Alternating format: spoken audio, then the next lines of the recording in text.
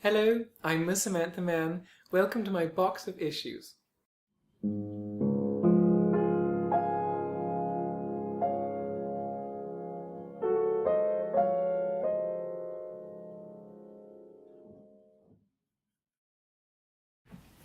Hello, everybody. This week's dilemma. Welcome to Miss Samantha Mann's box of issues, and obviously a special welcome to anybody who's watching for the first time, and an equally special welcome to anybody who's watching again, and regular viewers, of course. And again, very special welcome to you.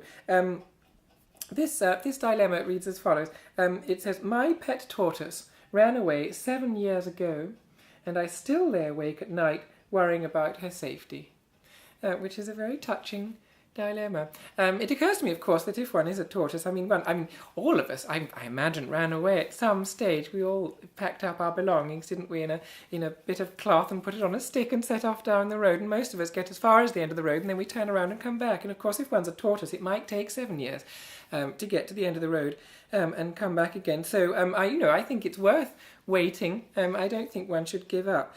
On the other hand, of course, according to some belief systems, after 7 years, the tortoise will, all the cells will have been replaced and so on. It won't be the same tortoise that ran away. So if it does come back, I hope you don't expect it to be exactly the same, and it will, of course, have had experiences in that time. So it might have been quite, it might be quite changed.